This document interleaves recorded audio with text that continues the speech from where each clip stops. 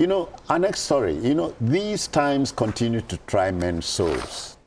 An imposter, Hadena Husseini, I hope I got that right, was spotted wearing a police uniform and making inciting comments on social media. He's said to have threatened reprisal attacks on southerners living in northern Nigeria. This is coming from the recent brutal killing of 16 northerners at Uromi in Edo State. Such intemperate attitudes must really must be nauseating. You know, the attitude must come from demented minds, don't you think, BKO? Yes, and you know what he said? I swear to Almighty God. Oh, yes. We must do something for you guys. Yeah. Have you forgotten all your brothers that are living here in the north? Mark my words. After 1 week, you shall see the result. At a time when we are trying to calm the storm. That must be coming from a demented mind. This has come from a deranged mind. Thoroughly irresponsible. I've said it, people are abusing the internet. The internet was not created to be abused in the manner our people are abusing it. But to lazy aid minds, man, to lazy help minds, man. lazy minds. See what they are doing with the internet. You are using the internet to cause friction between our people in a manner that reminds us of what happened in Rwanda. Oh, yeah. Where some broadcasters set the nation ablaze. Yeah. Oh, yes. Yes. And that's why people have to be careful. I'm very impressed with the way northern leaders have jumped in and the steps that the governor of Edo State has taken. He went to Kano. I even saw him struggling to speak Hausa, but promising that justice will be served, that the people involved, that all of them will be picked up and all that. And that was reassuring to our people in the north. Senator Barau Jibrin, who has shown that he's a capable leader, was also in the fray. He jumped in to make sure that nerves were calmed. But this is all what this fellow could do. Try to cause problem, trying to trigger an explosion. Meanwhile, he is an impostor wearing a police uniform. Wearing a police uniform. He had the guts. Yes. Anybody who wears the police uniform illegally should go to jail. Honestly.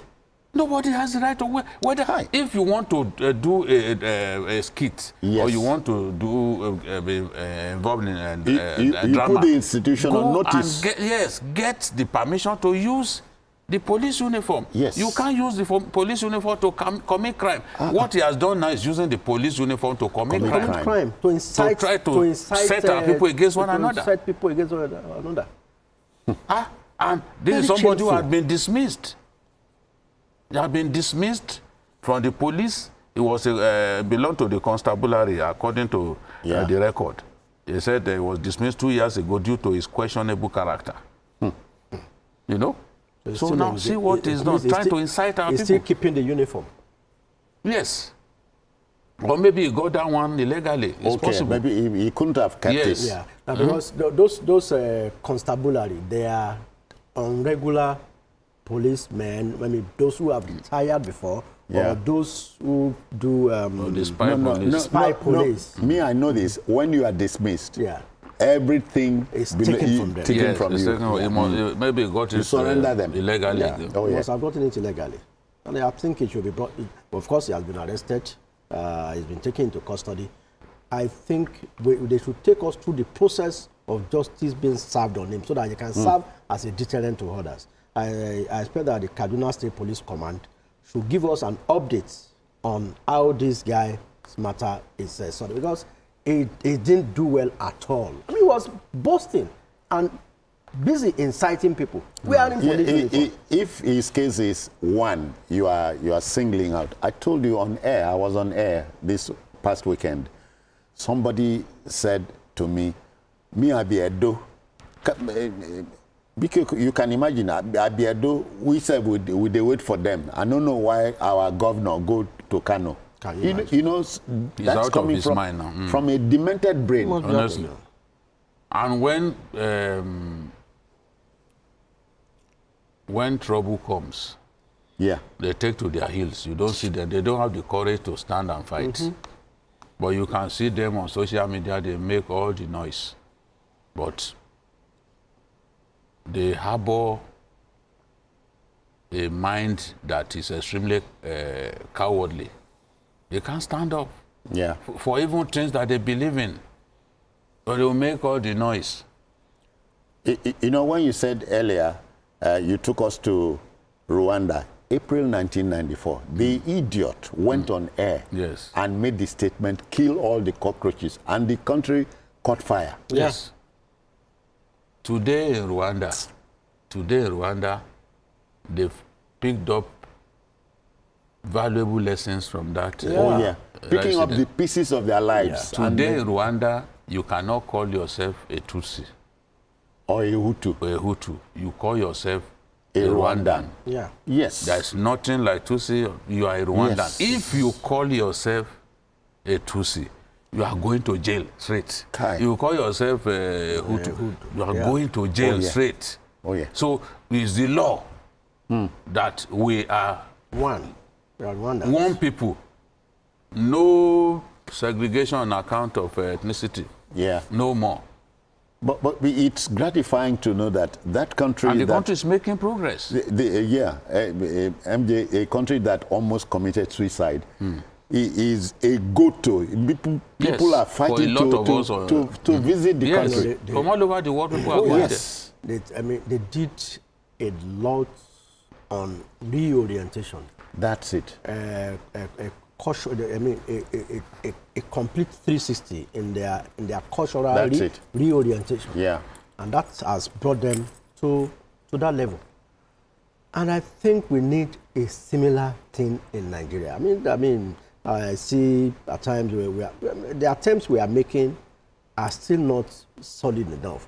We have seen some campaigns, proudly Nigerian, one country, good people. We need something much more deeper. And this is calling to question the national, calling to action the National Orientation Agency. Yeah. That agency needs to be funded. I'm personally missing it. Honestly. We still talk about the MAMSA till tomorrow. Yes. MAMSA. No. Who can forget Professor Jerry Ghana? Yeah. Yes, you know that you see the MAMSA days. MAMSA at that time was properly funded. Oh, yeah. Okay. You know, during the military era, appropriation does not go through some of the logjams. That's a straight bracket. So, and I think this time around we are seeing some changes because we have seen some promotional stuff that the NOA has done under its present leader, Lanre Onilu. You know, what we need more of that. The president needs to back them because the task of reorientating our people is not a simple one. It has to be sustained. So the funding has to improve, and the improvement has to be sustained over time before we begin to see the real impact, before we begin to see NOA doing the job it was meant to do. Because they have staff in all of the local governments of our country. Okay. They have the structures in place. It's just the funding, you know, that was not there. When we had one ministry catering to culture, catering to tourism, catering to information, it was not easy. But the president then broke that ministry into two. Tourism has gone its way. You know, standing alone. And information and orientation is now one ministry. One ministry, So greater attention will go to national orientation. And I've seen some of those, some of the steps that they have taken, you know, by way of trying to make Nigerians take pride in their country. Oh, yeah. We need to see more of this. We need to see more of this. There was a competition that was organized for secondary schools the other day. In fact, we carried it live. We carried the grand finale live. It's part of what the NOA, because it was NOA that organized, it's part of what they are trying to do. Started from all the zones and now did the grand finale. Catching them young and getting them to see Nigeria in the right light at such a young age. Because some people have been made to believe that Nigeria is a passing phenomenon, that it's a country that is about to die, it's a country that people should not take pride in. Some of our people abroad, this is what they are planting in the heart of young people. You know, yet in their hearts they know that there's no country like Nigeria. They still come home during Christmas and at other times to do what they dare not do in their countries of residence. So in their hearts they know that there's no place like home. They come here to still do. Well, look at the whole idea of Dirty December. And I know so many people are saying, look, next December must certainly find me here. That is because it's not everything about Nigeria that is bad. A lot of people see everything bad about Nigeria because they don't like the government that is in power. So because that they choose to see the country. They tie everything. Some demented people were even saying that the military should take over. I saw young people who were in their diapers when we were experiencing military rule, and we lost some of our friends. I said, these people don't know what they are talking about. What they are talking about.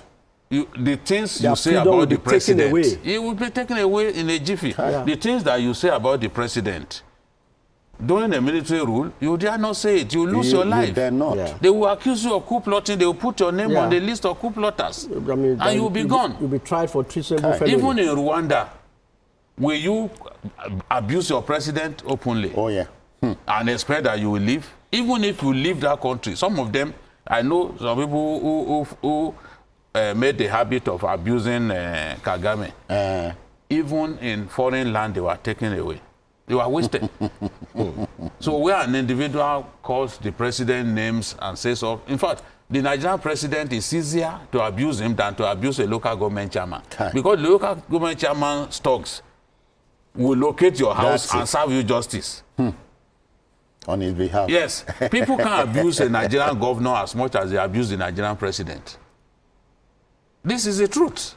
Did the Nigerian governor not order that somebody be flogged the other day? So this is the point that we are making. We can't hate our country because we do not like the man who is president today. He's not going to be there forever. But our country remains forever. So we must love our country and not contribute to diminishing it in any way. That's it. That's it. The Times, as I said, keep trying men's souls. And we can't continue, MJ, to make a mess of boiling a 5-minute egg. Tell a Nigerian the egg must boil for 5 minutes. Go back there 30 minutes, he's still boiling it. And he's defending it. A lot of, we need honestly serious early orientation as well. Said. We need it. We need it. All right, folks, we'll take a break here. Have a commercial session. We should be back very shortly. Please stay with us. Thank you. All right, folks. Welcome back.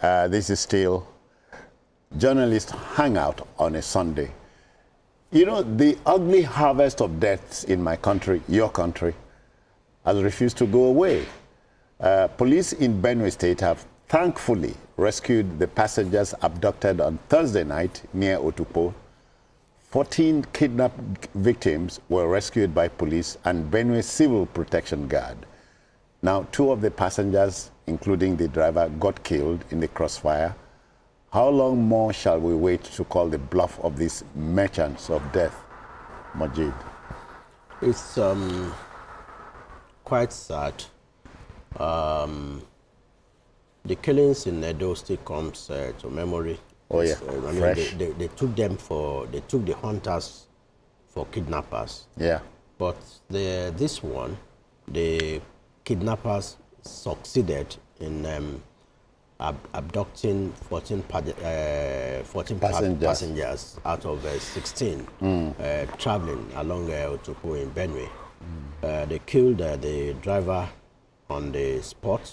He was shot. He died on the spot, while another passenger sustained gunshot wounds inflicted on him by the kidnappers.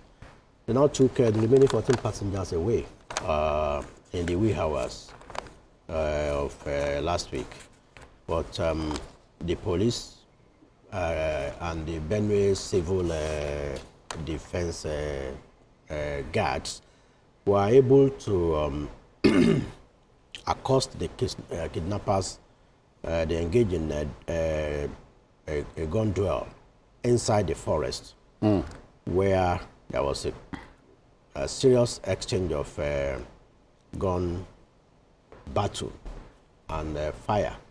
So, unfortunately, 2 of the victims died, while some of the kidnappers also escaped with gunshot wounds.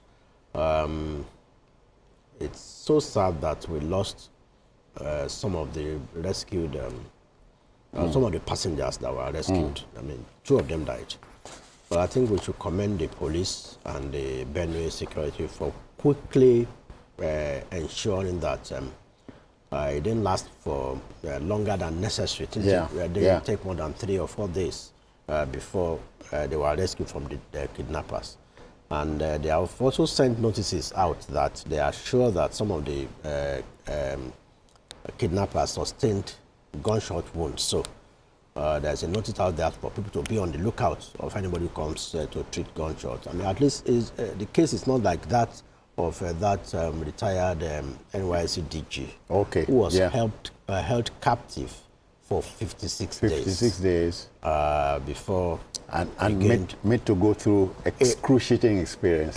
So it's not always a good story to tell in the dens of these kidnappers. I mean, it will be good to see how we can end these kidnappings and banditry once and for all in Nigeria. It's really, really traumatizing. It's an experience I don't even pray for my enemy. Essentially because many states, including mine, and I dare say yours too, have criminalized kidnapping to the point of making it a capital offense. I think most states will imbibe that. And anybody that has been caught as a kidnapper and that has gone through the court process and it's established that, yes, this one is actually a kidnapper, they don't have any... Should pay the price. The capital, because what they put the people through, at times, some of them, look at the case of the lawmaker in Anambra. They took the ransom, they still killed him. They killed that lawmaker. How do you explain that? So it's something that should not be handled with levity. When they are caught, they should be dealt with, face the capital punishment. That's what I think. Because so we are not out of the woods yet. No, we are still very much in the woods. Kidnapping has become such a big business in our country. It's a multi-billion naira business, and people would not give up easily on any piece of business with a high turnover, with a high profit margin. They will not give up easily.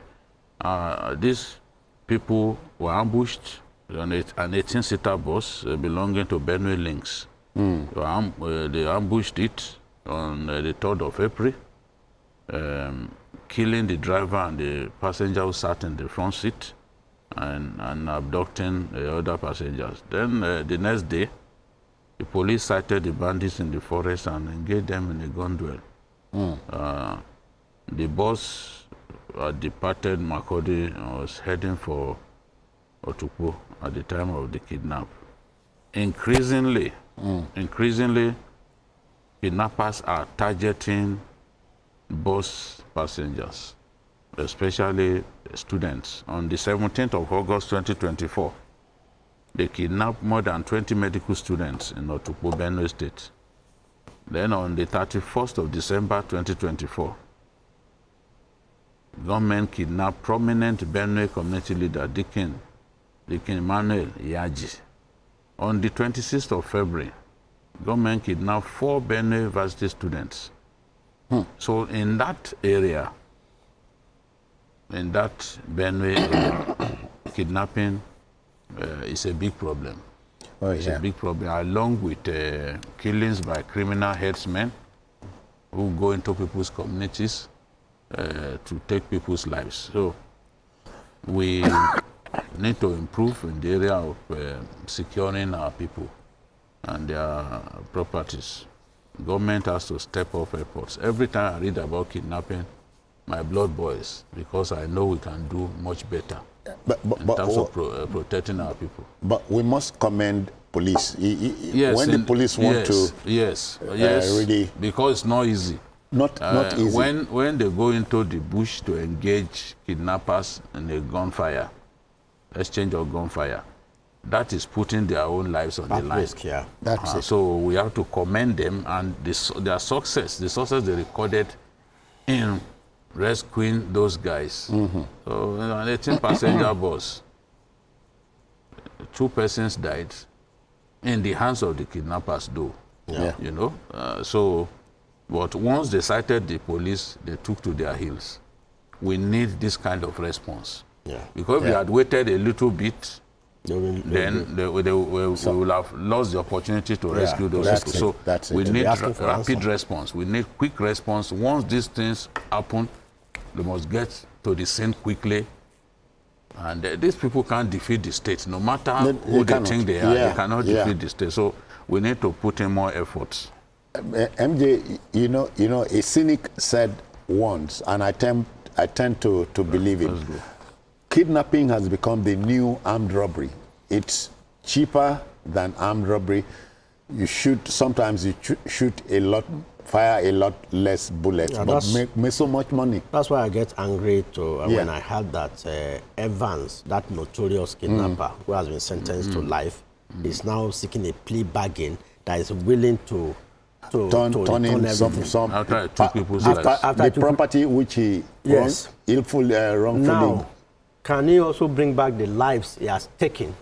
Those who have lost their families. I think those guys should go and face him in court. Can he bring back those lives that he has taken? He's wasting his time. Nobody will free him. I don't even think that kind of plea He said he's gone to school, he has acquired degrees. So what? That he had a past, he had distinction. Before, during, or after? That he had distinction. That's his problem. And so fucking what? That's his problem. Let's go, Susan. Well, gentlemen, as I say, the debate, let it continue in your part of town. Ours is to give context